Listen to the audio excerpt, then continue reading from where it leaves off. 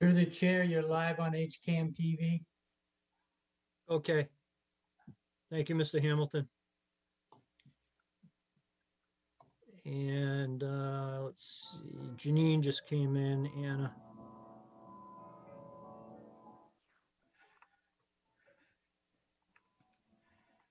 So what are you just missing Carrie and Jim right now? Carrie, Jim, and yep, I think Okay. that's it. Thank you.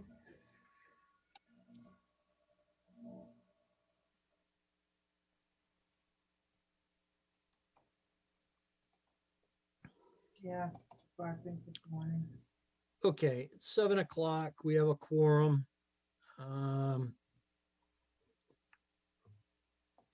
So why don't we get started?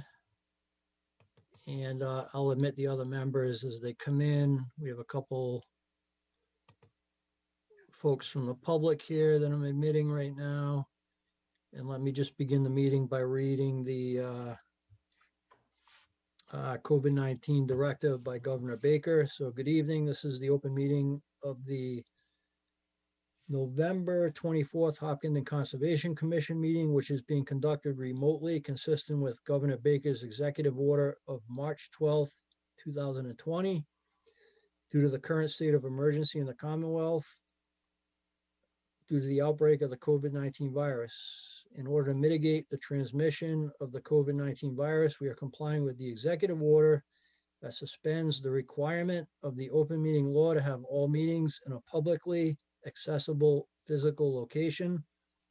All members of public bodies are allowed and encouraged to participate remotely. This meeting will feature public comment. For this meeting, the Conservation Commission is convening by Zoom as posted on the town's website, identifying how the public may join. Additionally, the meeting is also being broadcast live and recorded by HCAM. Accordingly, please be aware that others may be able to see you, and take care not to screen share your computer. Anything that you broadcast by voice or video may be captured by the recording. Supporting materials that have been provided to members of the commission for this meeting are available on the town's website. After commission members and staff have discussed each project application on the agenda, the chair will open the discussion to public comment. Members of the public who wish to speak are asked to identify their name and address. 3 minutes will be afforded for each public comment period. Finally, each vote taken in this meeting will be conducted by a roll call vote of the commission members. So if I can just confirm commission members that are present for the quorum. Melissa, Present. Jim. Jim is not with us. Ed. Ed is on. Ed, are you with us?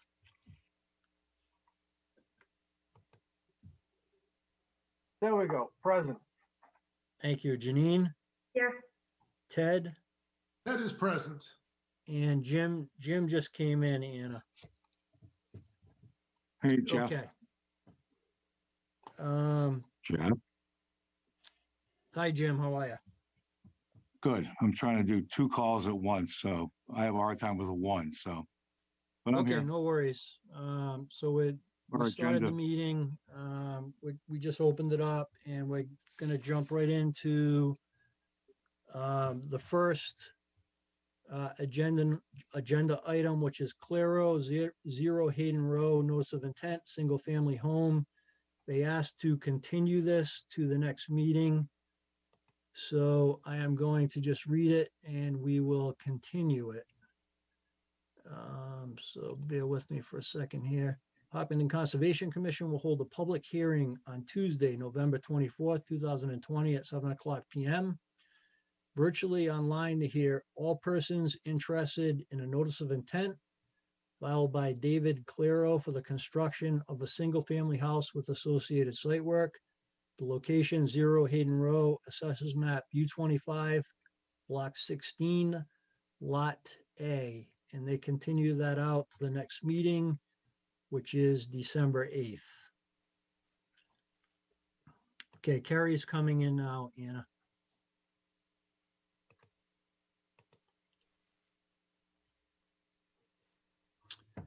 Okay. So let's jump to the Wolf, 28 Lumber Street. This is an abbreviated notice of resource area delineation, and it's a continuation.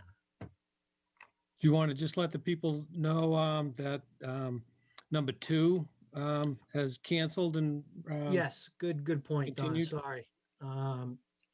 Yeah, so folks from the public who are on the call, we had a cancellation late today for the Abbott Realty Trust. This is the 25 parcels on Adam Street, Fitch Ave, Myrtle Ave. It's a notice of intent continuation for the construction of a roadway for a subdivision.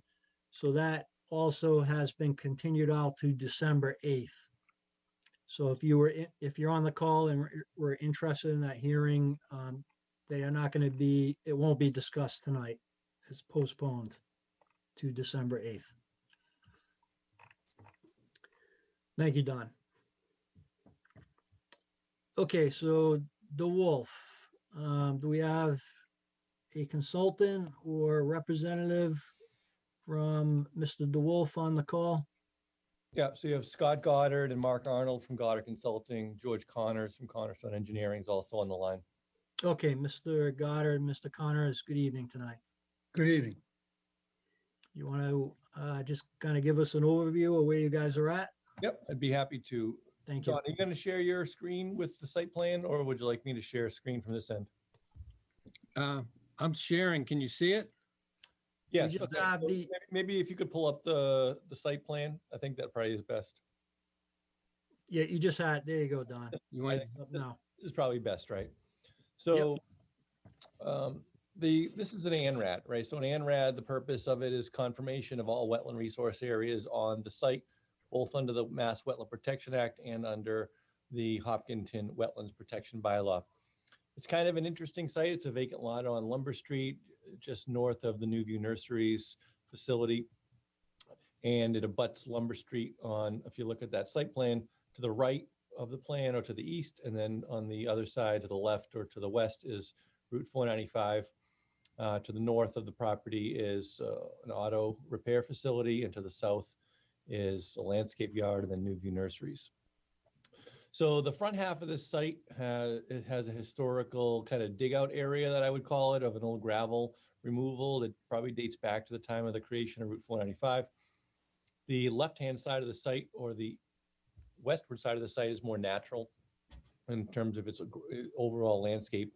Directly through the center of the site, there's a sort of I'll call it a gravel knoll, a high spot that separates the front from the back of the site, from where there was a dig out to where there was a more natural BVW. So in the rear of the site, starting at 495, working toward the front of the site, the front being Lumber Street, I'll work back to front. In the back, we have a BVW flagged on both sides as depicted on this site plan. And that series of flags was confirmed by peer review, and I don't think is really up for too much discussion. It's sort of a transitional red maple swamp, sweet pepper bush kind of situation, where you have natural transition of upland to wetland soils on both sides, and then likewise with the vegetational changes. Then you have this upland area in the center of the site, which is a distinct topographical feature. And then as you work to the right-hand side of the site, or the eastern half of the site, you have a big elevation change. So you go from the top of that knoll at elevation 197 all the way down to 187. So this was clearly where material was cut out going back several decades. And what that has created is a low spot that at certain times of the year does have water present for short periods of time. In this area, we have it delineated out with a series of flags, a series of flags, and that would demarcate the limit of isolated vegetated wetland as per the bylaw. This has staining on the ground. It has It's sparsely vegetated, but there are some wetland plants growing in there, but it's largely barren. Okay, so if you walk it, you'd walk through an area and not be kicking up herbaceous or shrub material throughout there. It's largely barren. And there is a tree horizon as well, largely red maples. But what you observe there is an area that has the potential to flood beyond the flags, and that was calculated with to an elevation. So on that site plan, you see a dark dash line at elevation 188.6. That is, by calculation, the limit of isolated land subject to flooding, which meets the threshold for the requisite volume, both under state and bylaw definitions, and would exceed the boundaries of the limits of IVW, which makes sense because the isolated land subject to flooding is the once every 100 years extent of lateral flooding. So we calculated that and we show that and depict it as limit of ILSF. In other words, the maximum amount this area could statistically flood during an extreme weather event once in a lifetime. So due to the temporal ponding of this area, we found it prudent to evaluate whether or not it was likely to be a vernal pool. So by direct observation in the springtime by Dan Wells at my office, who's a wildlife biologist, and then in addition to that, looking at a series of groundwater pits in cross-section to evaluate the likely hydro period of this water, what we have found is that when this water area does flood, it is very temporal, and that's due to the gravel in the ground.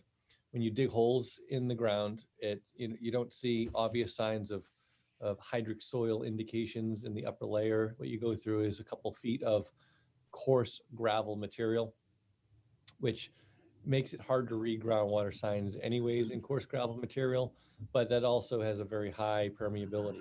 So when the water ponds in this area, it's there for a short period of time and then it soaks into the ground rapidly, not allowing there to be enough time for eggs of salamanders or frogs or this kind of thing to have regular breeding in this area.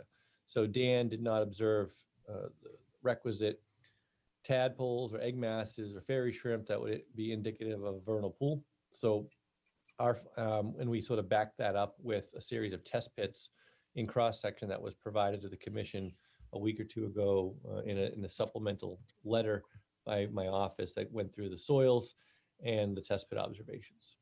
So what we're seeking confirmation of is all wetland resource areas on site. And what I believe those to be is bordering vegetated wetlands. Those are the series in the back. Then isolated vegetated wetland under the Hopkinton bylaw. And then the limit of 188.6 as the limit of isolated land subject to flooding, both under the bylaw and under the act, and a finding of no vernal pool present within the wetland resource areas on site. That's it. Okay, great. Thank you, Mr. Goddard. So let me open this up to Lucas Environmental. Matt, can you provide your comments for us, please? Sure. So as Scott said, the wetland boundaries were all previously inspected and approved, and that's put to bed as far as I'm concerned.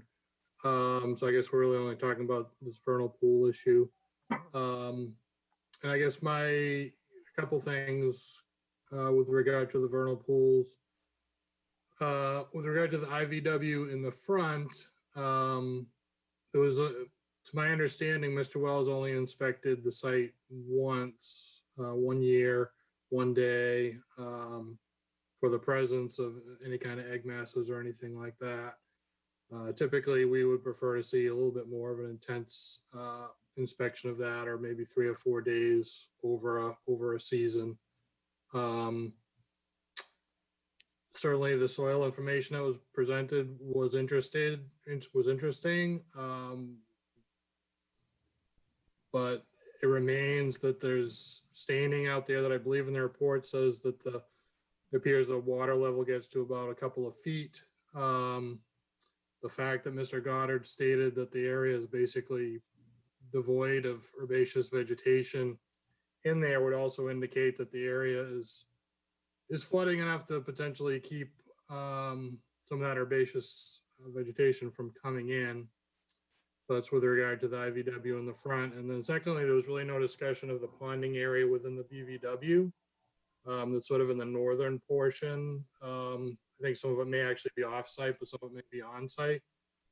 There was no discussion that was brought up in the previous hearings that there was a ponded area back there that I had brought up as a PVP as well. And there really wasn't any discussion of that. So I'll leave it at that.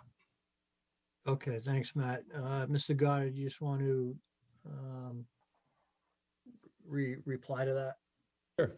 So I appreciate what Matt's comments are. As far as Dan's observation of the pool, it was done on April 20th. And this was a time when in April of this year, where you were seeing high amounts of biological activity in other nearby pools in Hopkinton. Egg masses that would have been laid would be present on that day. So if they were present, Dan would have found them on that day. So, proving a negative is always kind of a strange request, right? But the timing of the observation was the optimal time to see if there was something present. So either they're going to be there or they're not going to be there. And it was Dan's belief that if they were going to be there, he would have seen them on that day. So the direct observation was helpful to see that. But I'm sorry. It was what was the date in April? What day was it? 20th. April 20th. Okay. Okay. All right. Thank you. If I may, Yeah. George Connors. Yes, Mr. Connors. Hi, I represent Mr. DeWolf as attorney in this matter. I had gone through some of the reports and reviews in that an ANRAD in the procedures that the commission went through, and I'd noted that they had visited the site, either Goddard or the consultant for the town, Mr. Verrill, on several different occasions, and I've outlined those in the bottom of a letter that I've authored to the commission, indicating that there were many times during the period from April 13th through the end of May where they had opportunity to view the site and not find a constant 2-month period of water in that basin. I also noted that Mr. DeWolf and Mr. Harper, who owns the property next door, have virtually unlimited ability to see that particular pool during the leaf-off season very easily. And they had authored 2 letters for the commission's file that the indication was they had never seen water ponding there for any duration of time. This process has gone on quite a while, even because of COVID, some issues of coordinating various site visits and things of that nature. But I think when we look at the regulations, the 3 requirements for the presumptions to be overcome, I do think that we meet those, and Mr. DeWolf would like to get on with his project rather than continuing this on into the next season. I think we've been more than accommodating and certainly able to provide an awful lot of information in detail. And George, just a couple add on to that, the other area that was mentioned by Matt in the BVW, that there was a ponded area. The aerial photographs do show a slightly ponded area, but it's north off site of our locus. So we didn't go sort of rummaging around the neighbors' wetlands looking for potential vernal pool. That orange dot on the plan? Nope, no, not the orange dot. So if you go to the left of, I don't know, Don, can you put a cursor up there? Yeah, right in and around there. I see. No, keep going to the left with your cursor. Yeah, a little more, a little more, a little more. Okay, so now you're in the BVW. Just go up north a little bit right there. So right in there is where there's some ponded water. Was that the photo that we just saw? Um, There's some aerial photographs that are maybe show it a little bit better.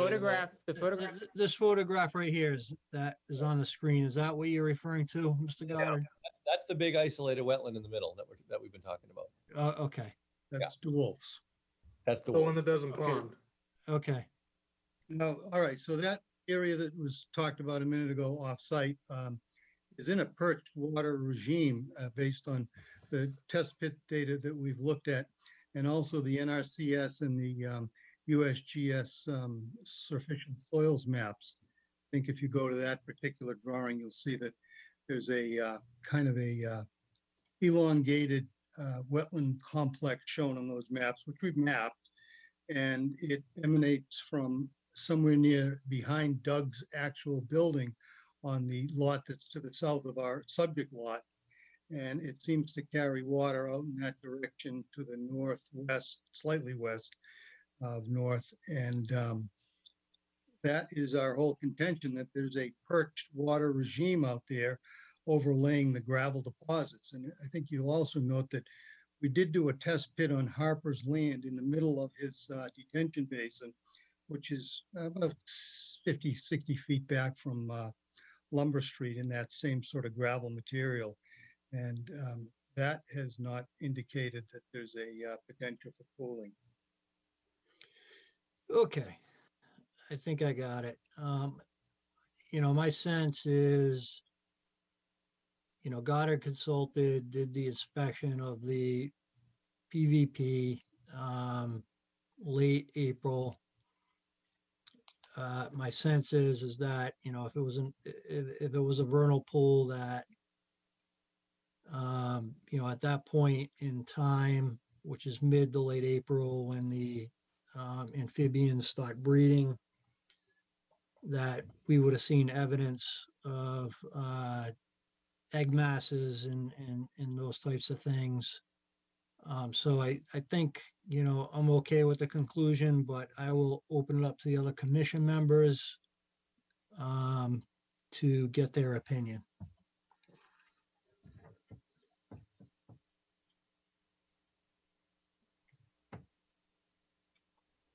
Any comments from commission members?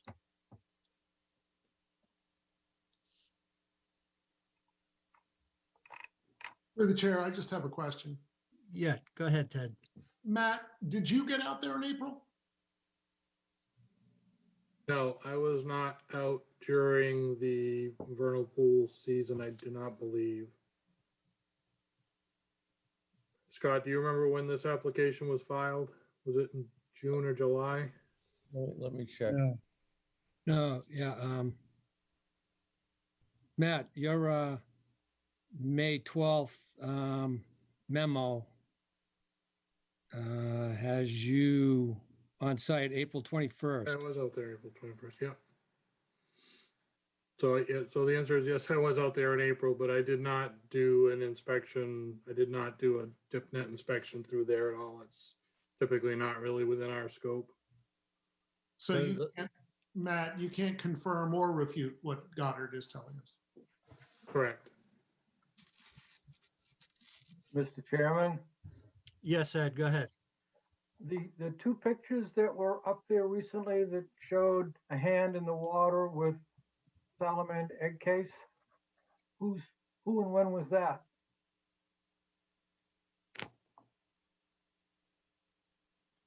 This is Goddard's vernal pool survey of map potential vernal pools dated June 15, 2020.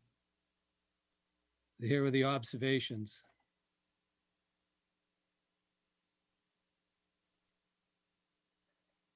So is that a different? wait, So the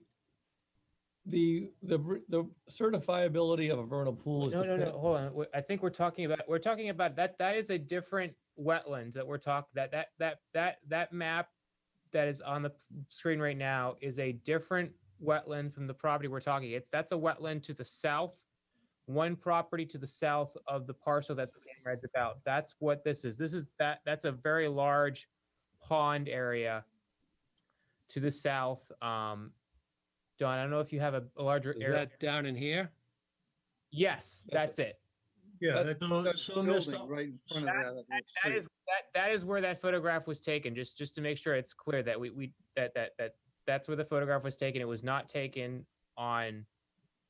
That's the the site that we're larger, talking. that's the larger new. So, all right, so Mr. Arnold, to Ed's question, the photo of the salamander egg cases were taken in that lower, Yes, not on site. correct. Okay, That's behind Doug's building, new view on the street. I'm sorry, what was that? That pond is behind Doug's building, new view's building on the site, right off of Lumber Street. So that's not the vernal pool on site that we're discussing. That's correct, it is not. There's Okay. the landscaper, I forget his name, between that and our other site.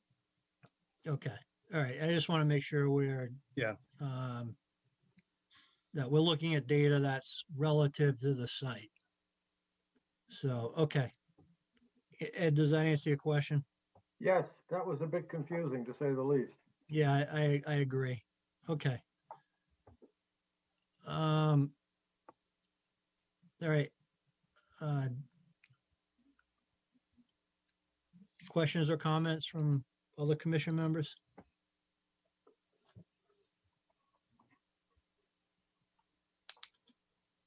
Okay. Questions or comments from the public at this point? And if you can raise your hand. Let me just scroll through here. Does anyone have I don't see any hand raised. If anyone wants to speak up now, go ahead from the public. Give it a few seconds here. Okay. All right, I think we're ready for a vote on this. If I can get a motion for the approval of the abbreviated notice of resource area delineation for 28 Lumber Street. Carrie, I'll make the motion. Okay, we have Carrie making the motion in a second, please. Melissa, I'll second. And Melissa second. We'll go through the roll call vote. Melissa, Aye. Carrie, Aye. Jim. Jim is on mute because he's on another call. So Ed. Ed. Unmute Ed. Aye. Janine, Aye. Ted, Ted, aye. and Jeff is an aye. Okay. So Jim isn't on the call, Anna, so we'll just consider him abstaining. Okay, great. Thank you, folks. Thank you very much. Okay, have a good evening. Good night. Happy Thanksgiving. Thank you. Same to you folks as well. Night. Stay safe. Okay. All right, let's move into the work session items, Don. So we had a few items that were reviewed and signed on our behalf by Don Morrison, 1 Piazza Lane, Valise, 76 Pine Island Road, and 114 Pond Street. So those are good to go. Unless I hear otherwise from Don. No. Okay. New applications received, Hayes, 16 Downey Street, a notice of intent. And Plankton Energy, 146 East Main Street, and RDA. What's that one about, Don? Have you got a chance to review it? I mean, Yeah, what's- one do you know what 14. Plankton Energy is? I'm just curious. Yeah, that's, now I'm getting them That's confused. not the solar farm on Western Nurseries, is it? No, No, Plankton Energy is the solar arrays over the parking lot at Faith Community Church. Oh, okay. oh, I'm sorry, I was looking at, sorry. I'm looking at another thing. Okay, Right, 146 East Main, yep, it's the existing church, sorry. all right, so they're putting canopies in there with solar panels on top. Interesting, okay. All right, the draft minutes for September 15th, 2020. Did everyone get a chance to review those? Any questions or comments? All right, if I can get a motion to approve the minutes of September 15th, please. Ted, so moved. Ted, and a second. Ed, second. Ed seconded, and we'll go through the roll call vote. Melissa, Aye. Carrie, Aye. Jim? All right, Jim's not with us. Ed, Aye. Janine, Aye. Ted, Ted, aye. and Jeff is an aye. Okay, thank you. Okay, moving along. Tarka 36 Stony Brook Road. This is a request for certificate of compliance fee waiver request. Anna, Rebecca's coming in now.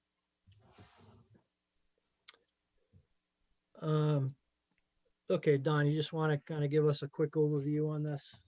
Yes, the commission received a COC application and also a letter that was issued from the select board back in 2019 to the building department in regards to waiving fees for building permit fees for the Rise Foundation, which I believe is affiliated with creating housing for wounded vets.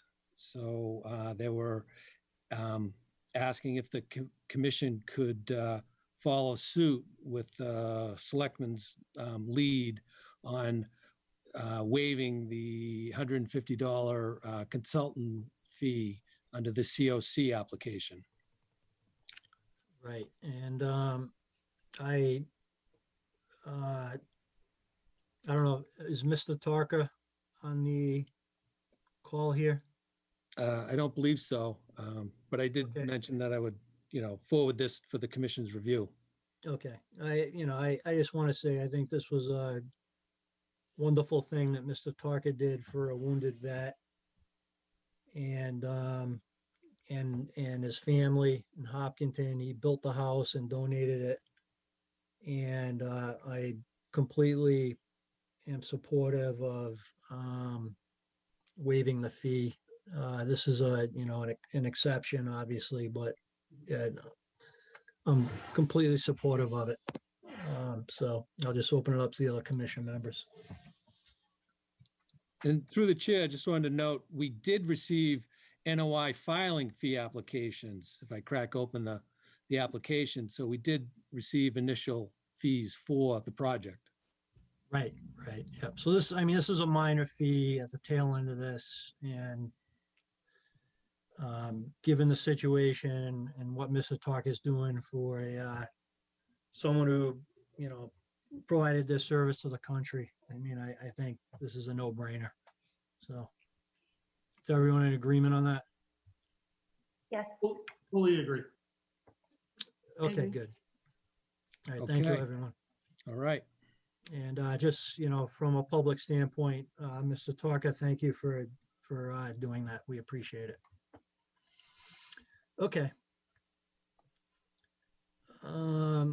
Moving along, Krishnamurthy, 8 Hearthstone Road, review of an unauthorized site clearing.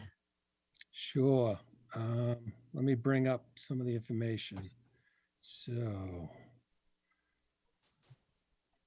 just going to bring up the sketch plan that I We received, I think how this came to our attention. I think,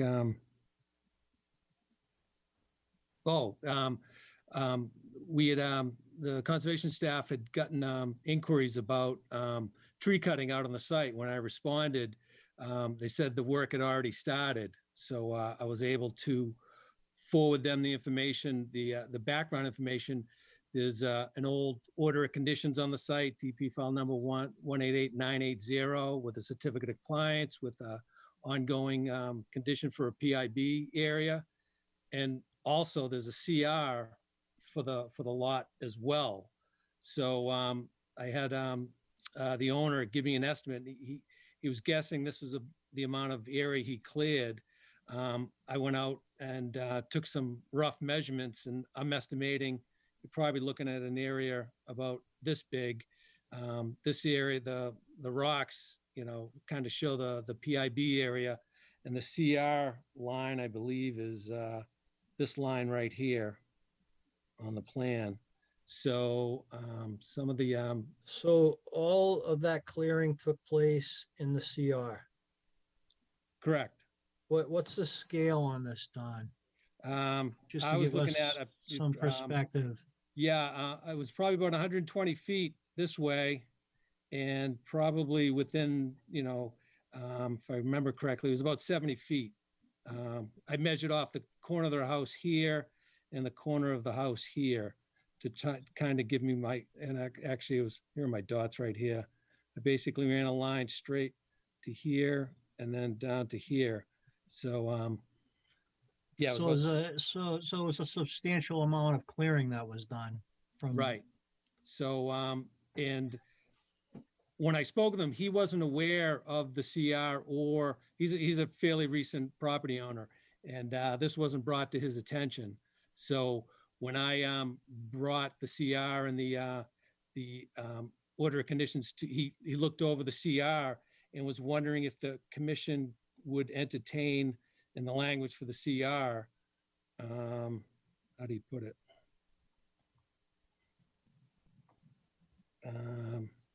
He was getting mice damage to his heating and cooling equipment. It was an unsafe environment for his children and his pets, and okay. And was wondering if the commission would entertain where it talks about in this exception, in accordance with generally forested management practices, pruning and cutting of trees and brush to prevent control of remove hazards. Well, he cleared it. It wasn't pruning and cutting, correct? Yeah, it was removal. Yeah, and then brought in loam. Yes. So was there? So Don, let me ask you this: was there a PIB in place there? Yeah. And was the PIB noted on the property plan when he bought the property? Yeah, because he's using basically, I sent him a clean plan of the as-built plan. So this base plan is the as-built plan. I can show you the clean one if you want, but just bringing up some site photos. And Don, this is Ram. I'm on the call if you have any questions. Oh, good. Okay. Oh, thank you. Okay. Hi, Mr. Krishimer. How are you doing today? Good, thank you. Okay.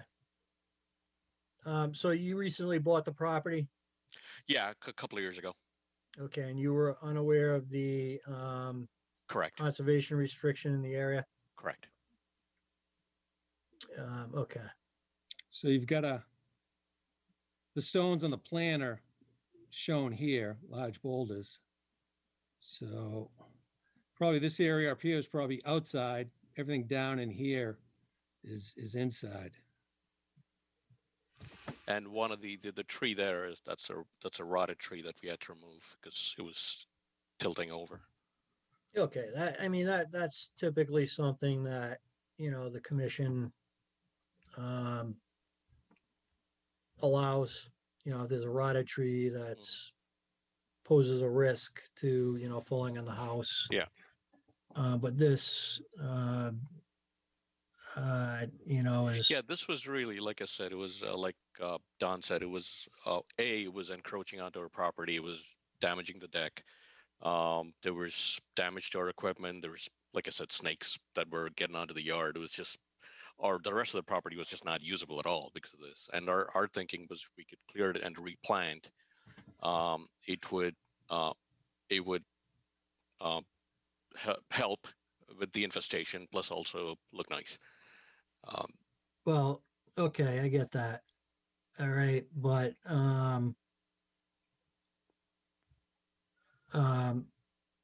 when you bought the property, right, there was a conservation restriction in place. Right, which as yeah, go ahead. Sorry.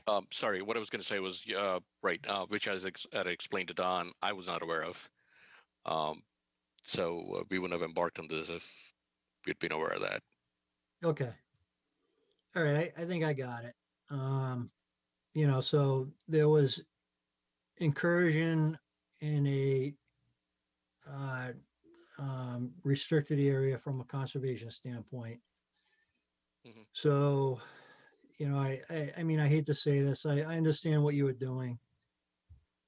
But, unfortunately, when you move into an area where there's woods, there's going to be snakes and mice and those types of things. It's just the way it is. So, unfortunately, what we're going to have to do is put some type of restoration order in place on this, so that the area that was disturbed is restored to a condition that is, consistent with a area that's conserved. Mhm. We just can't clear it, right? Yep. So, we can work with you on that. We appreciate you coming before the commission and discussing this with us. But when they built the house, that restriction was put in place for a reason, because it was in buffer zone. So, we have to respect that. And unfortunately,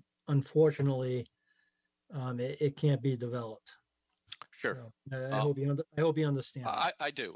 And I have been working with Don on the restoration plans, and I don't know, Don, if you have the proof of that. So we've started, really replanting native New England wildlife fauna there to make sure we can bring it back to its whatever its original or close to original state. Okay. Okay, great.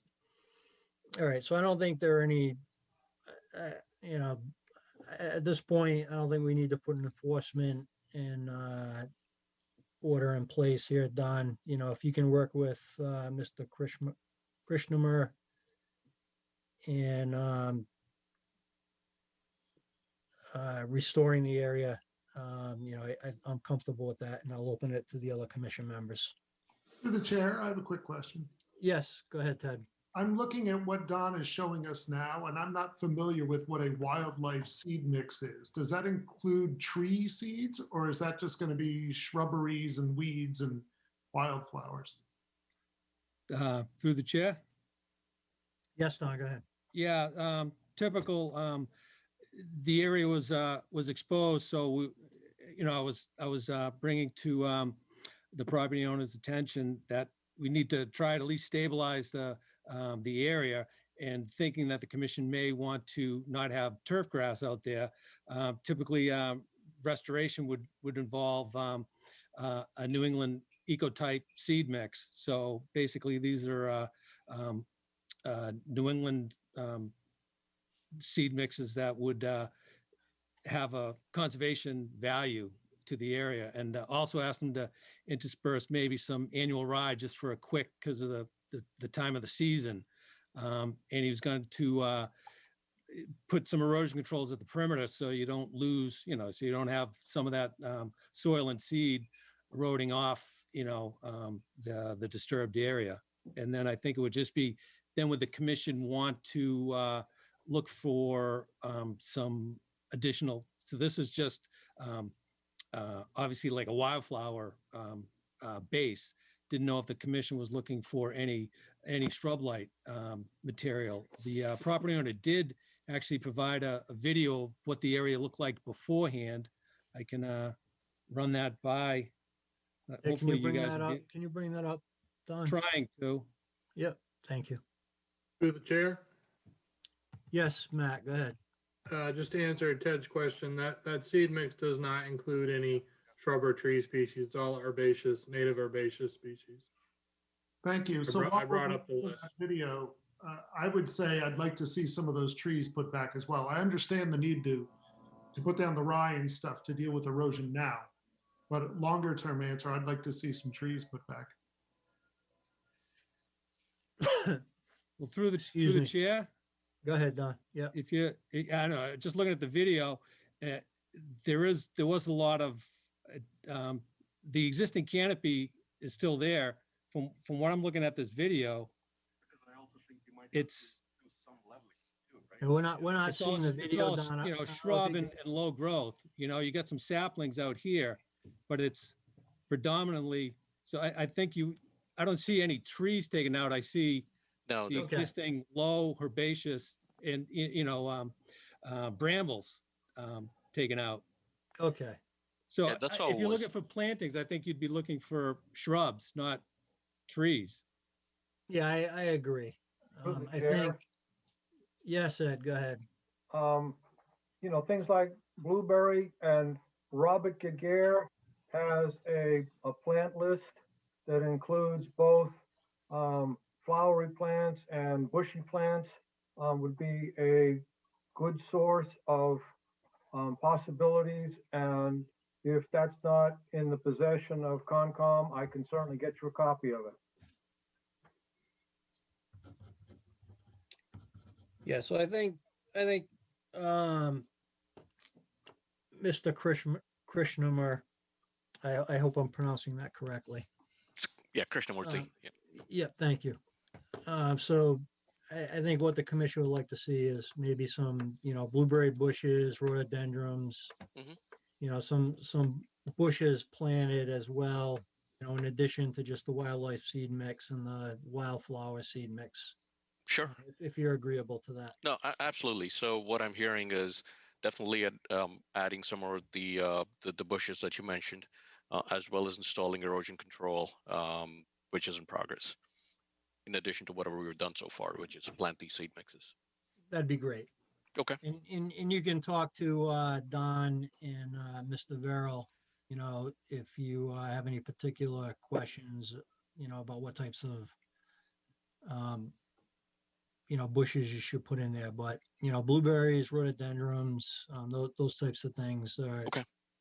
would be great. Okay? Yeah, Ram, Sounds I can email you some nice plant lists so you can get an idea, and there's a lot of things that can be aesthetically pleasing, you can get Yeah.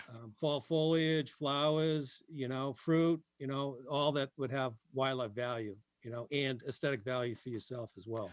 That would be great. Thank you. And we'll leave it up to Don and Mr. Verrill as to, how many you should put in, but, you don't need to go crazy. Sounds good. Thank you. Okay, thank you very much. We appreciate you coming. Thank you. and talking with us. Thank you. Thank Have you a for your good time. You too. Okay.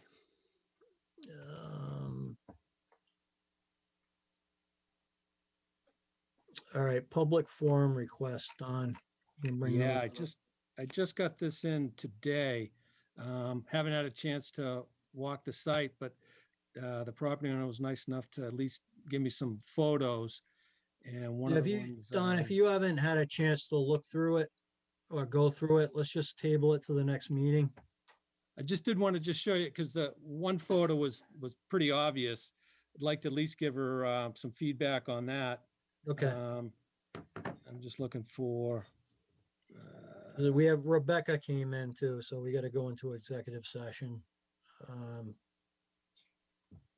soon.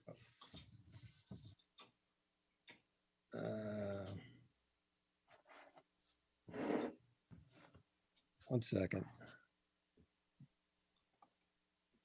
Hopefully you'll be able to see this. Yeah. Is it a disease tree that they want to take down, Don? Yeah, you got this one, which is just seems like a no-brainer. I wouldn't even bother you guys with this one. And this one I haven't had a chance to look at, but obviously it's showing some might have some rot here. I don't know what the whole rest of the tree looks like, but it's right at the edge of the lawn area. So you got the B one is the one I'd like to look at. This one growing over seems like a no-brainer, you know? Okay, So, well, I if you think, wanted Don, me- we'll defer to your judgment on that. all right, okay. 'Cause I think Okay, they were 'cause- really, you know, I didn't want to wait until, you know, that long, you know, after the holiday, and you guys aren't gonna be Yeah, for yeah. 2 weeks, but all You right. know, Is I figured I'd everyone, give 'em a is green every- light for A, and I'll see if I can go out and take a look at B, my next Yeah, opportunity, I maybe think- next week. I'm looking at the trunk of B there. It looks like it's, you know, compromised as well. So, you know, we'll just defer to your judgment on that, Don. Is everyone okay Okay. with that on the commission? Yeah, it looks Any like they already any- got the chainsaw out there. Any In the picture. objections? Other than Ed? We know you, Ed. And I'm saying that, I'm teasing you. Are you keeping him muted on purpose? Oh, no. All right. I'm purposely muting myself.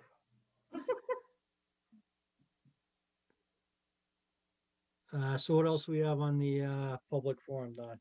That was it. Okay, so we can table the other ones. All right. So we're gonna go into executive session now to discuss the Franklin Road Solar Project legal opinion. And what I'd like to do now is just take a roll call. I'd like to take a motion to go into executive session first, so I can get that motion. I'll make the So motion. moved. So Mr. Chair, the motion should include a state, so actually you, the chair, have to declare that discussion of this litigation matter in open session would undermine, excuse me, I mean, could be detrimental to the commission's litigating position. So you make that declaration, and then the motion is to go into executive session under the relevant purpose stated in the open meeting law. Okay. So, to that point, you know, we have to go into executive session because it can have an adverse effect on our, I guess Rebecca, you know, help me out here. The commission's litigating position. The commission's litigating position. So we need to go into executive session for that reason. So I can get a motion to that point, please. Ted, so moved. So we got Ted has made the motion and a Sorry, and second. one more thing. And then the motion should also state whether or not you're going to come back into open session. Have you guys concluded? I don't want to rush you. Have you concluded all the rest of the business from the meeting? Yeah, that's actually a great point, Rebecca. So for the public hearing portion of the meeting, let's get a motion to adjourn that portion of the meeting. This is Ed, so moved. And a second, please. Ed will second that. Okay, we'll go through the roll call vote. Melissa, Aye. Terry, Aye. Jim, Ed, Aye. Janine, Aye. Ted, Ted, aye. and Jeff is an aye. Okay, and we have the motion to go into executive session per Rebecca's recommendation. And do we have that motion? Ted will move it one more time. Okay, and a second. Melissa, I'll second. And Melissa, and we'll do the roll call. Melissa, Aye. Carrie, Aye. Jim, Ed, Aye. Janine, Aye. Ted, Ted, aye. Jeff is an aye, and we'll assume Jim abstained. So we're in executive session now. Okay, So I think we're still, I think there's still a number of public participants attending the meeting. yep, so I am going to go through that right now. Oh, okay. And then are you guys planning to come back to open session once we're done with executive session? No, we just closed the regular session. Oh, okay, okay, I wasn't clear. Okay.